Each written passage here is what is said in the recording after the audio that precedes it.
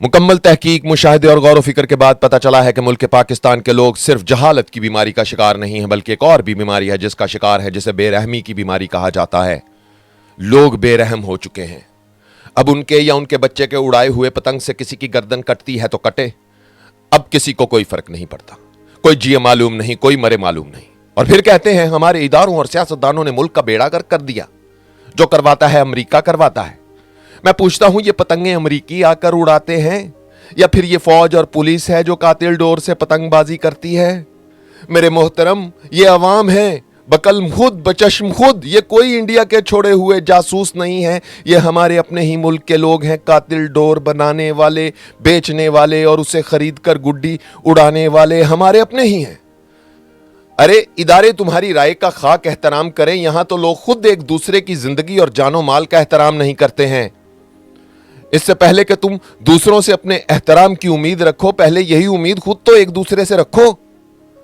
कातिल डोर बना बना कर बेचते भी हो और फिर उसे खरीद कर गुड्डी भी उड़ाते हो। अगर कोई गर्दन पर डोर चलने से मर जाए तो उसके जनाजे में शामिल होकर उसे सफरे आखिरत पर भेजते भी हो और वापस आकर फिर से उसी डोर से फिर से पतंग उड़ाते भी हो। कौन लोग हो तुम? खुद जहां मौका मिले वहां कानून की धज्जियां उड़ाते हो और फिर खुद ही मुल्क में कानून की हुक्मरानी के ख्वाब भी देखते हो।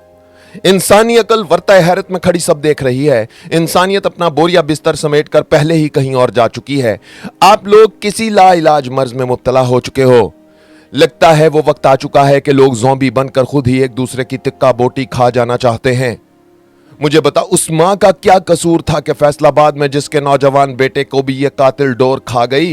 ये कातिल डोर अब तक ना जाने कितने घरों के चिराग ज़िबा कर चुकी है और आगे ना जाने कितने लोगों के गले काटेगी और कितने घरों के चिराग गुल कर देगी। यहां आवे का आवा ही बिगड़ा हुआ है। क्या हम सब नाकाबिले इस्लाह हो चुके हैं? क्या वो वक्त आ चुका है कि हम सब नाकाबिले इस्लाह हो चुके हैं? इंसानी और अखलाकी इक़दार का जनाजा निकल चुका है। फैसलाबाद में नौजवान की मोटरसाइकिल पर डोर फिरने से होने वाली मौत पूरे माशरे की मौत है। ये एक इज्तमाई बेहिसी है।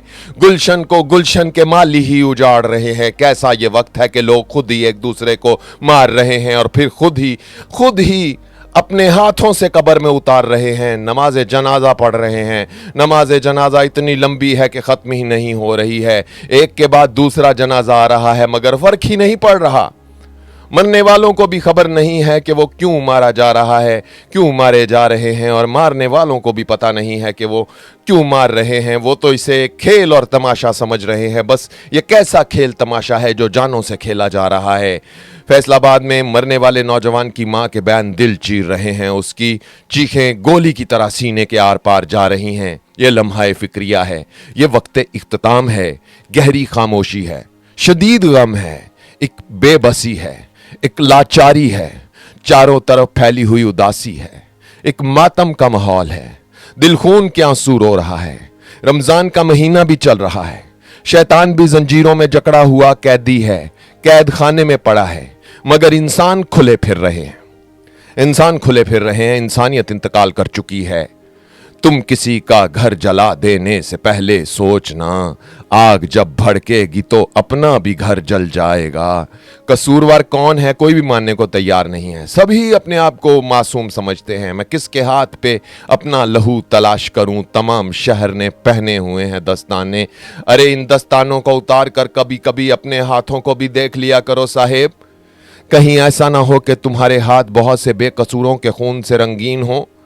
इदारों और सियासतदानों को बेहतर बनाने से पहले खुद को तो बेहतर बना लो। पहले खुद को तो इस काबिल बना लो। पहले खुद को तो दूसरों के वास्ते बेज़रर बना लो, वरना तू भी नहीं, मैं भी नहीं और कुछ भी नहीं।